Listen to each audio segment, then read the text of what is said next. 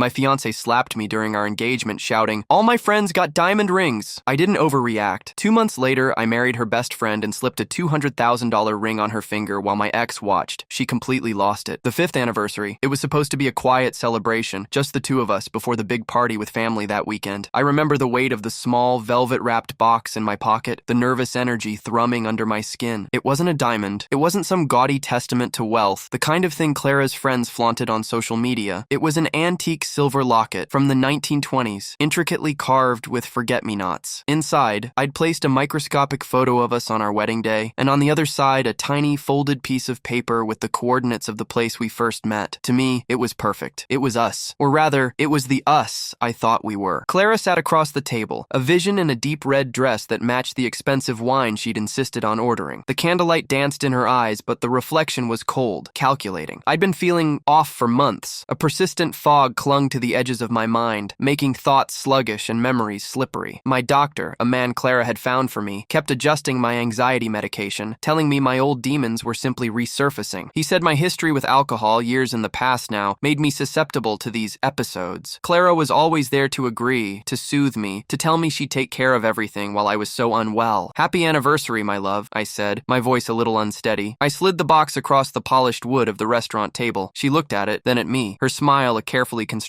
artifice. She picked it up, her manicured fingers treating the velvet as if it might be hiding something distasteful. She opened it. For a moment, there was silence. The smile didn't just vanish. It was surgically removed, replaced by a mask of utter contempt. "What is this?" she asked, her voice a low, dangerous whisper that cut through the restaurant's gentle murmur. She held the locket by its chain, letting it swing like a pendulum, a worthless bauble. "A piece of junk? Is this a joke?" "It's an antique, Clara. It's sentimental," I stammered, the fog in my head thickening with confusion and a rising sense of dread. "The flowers, they're forget-me-nots. And inside?" "I don't care what's inside," she snapped, dropping it on the table with a clatter that made my teeth ache. 5 years. We've been married for 5 years and you bring me this? A piece of tin from a flea market? Are you trying to humiliate me?" Her voice was rising, attracting glances from nearby tables. "Daniel, look at me. Are you feeling all right? Your eyes look glassy. Are you having another one of your episodes?" That was her weapon. My episodes. Anytime I disagreed with her, anytime I questioned a financial decision or wanted to see my own family, she would pull that trigger. The concerned look, the gentle hand on my arm, the hushed suggestion that maybe my anxiety was flaring up, that my past was catching up with me. It was a cage built of feigned sympathy, and for years I had helped her lock the door myself, but this time was different. The raw, undisguised fury in her eyes was something new. It wasn't concern, it was rage. "You're doing this on purpose," she hissed, leaning forward. "You're trying to make me look like the wife of a broken man. You know my parents are coming tomorrow. You know the kind of impression this makes. This is a deliberate act of sabotage." "Sabotage? Clara, it's a gift. It's from the heart," I pleaded, my own voice sounding weak and distant to my ears. I felt a wave of dizziness. The wine, maybe? I'd only had one glass. "The heart? Your heart is sick, Daniel. Your mind is sick," she said, her voice dropping to a conspiratorial tone, yet loud enough for those around us to hear the individual poisonous words. "You need help. I've been telling you for months. You're not well. You're becoming delusional." She stood up abruptly, her chair scraping harshly against the floor. "I can't do this. I can't sit here and pretend this is normal. We're going home. I'm calling Dr. Evans. He needs to see you tonight." Before I could even process her words, she reached out, not to help me up, but to grab my arm. I pulled back instinctively, and that's when she slapped me. It wasn't a tap. It was a full-force, open-palmed strike across the face that cracked like a whip in the suddenly silent restaurant. My head snapped to the side, my cheek burning, my ear ringing. The shock was a physical jolt, a lightning strike that, for a single terrifying moment, seemed to burn away the fog. In that instant, I saw her for what she was, not a concerned wife, a monster. What she didn't know, what she couldn't possibly have known, was that my Uncle David and Aunt Carol had driven into town a day early to surprise us. They were supposed to be staying at a hotel, but they'd decided to drop our anniversary gift off at the house first. Finding us gone, they'd called my cell, which I hadn't heard. Then they called the restaurant I'd mentioned we were going to. The hostess, recognizing their name from the weekend's party reservation, told them we were here. They had walked in just moments before her tirade began, and had taken a small table in the back, wanting to watch for a moment before coming over. They saw everything. They heard everything. Clara was already spinning her narrative, her voice filled with theatrical panic. "He's having a breakdown. My husband is very unwell. Someone please help me get him home." She believed she had won. She saw the stunned, sympathetic faces of the other diners. She saw me, dazed and holding my cheek. She thought she had the perfect audience for her performance. Then a voice, calm and full of authority, cut through the drama. "That's enough, Clara." It was my Uncle David. He and my aunt were standing by our table. David wasn't a large man, but 30 years as a police detective had given him a presence that could quiet a room. His eyes, which were usually kind, were chips of ice. Aunt Carol stood beside him, her face a mask of cold fury, her arm protectively in front of him, as if to hold him back. Clara froze, her jaw slackening in genuine shock. This was not part of her script. "David, Carol, what are you doing here?" she stammered, her composure crumbling instantly. "We came to celebrate your anniversary," David said, his gaze fixed on her. "But it seems we've walked into something else entirely. I think you owe my nephew an explanation, and perhaps an apology." He looked pointedly at the red mark blooming on my cheek. This was the moment the world shifted on its axis. Clara, cornered and exposed, did the one thing I never expected. She doubled down, believing I was too sedated, too confused by the blow, and whatever she had been putting in my food for months. She decided to finish it. She turned to my uncle, her eyes welling with manufactured tears. "Oh, thank God you're here, David," she sobbed. You see what I've been dealing with? He's completely gone. He doesn't even know what he's doing. I've been trying to hold it all together for so long." She must have thought my dazed state was a sign of her complete victory. She gestured at me as if I were a piece of furniture. "He's been like this for over a year, ever since his inheritance came through. The money, it just broke his brain. He thinks people are trying to poison him. He has these violent mood swings. He spends money on